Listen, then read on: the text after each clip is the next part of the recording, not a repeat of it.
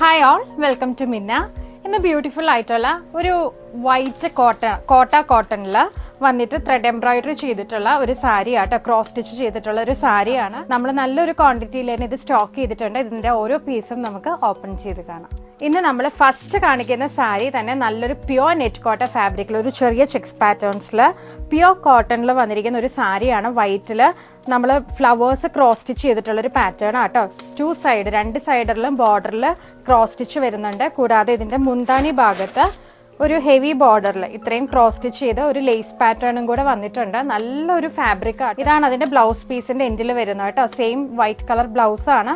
കൂടാതെ ബ്ലൗസിന്റെ എൻഡ് പോർഷനിൽ വരുന്ന ക്രോസ് സ്റ്റിച്ച് ചെയ്ത പീസാട്ടോ ഇത്.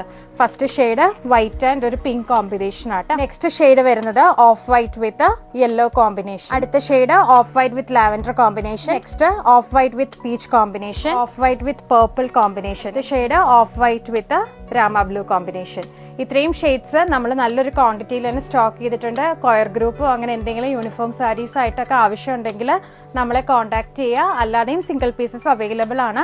1690 വിത്ത് ഫ്രീ ഷിപ്പിംഗ് ആട്ടോ ഇതിന്റെ പ്രൈസ് വരുന്നത്.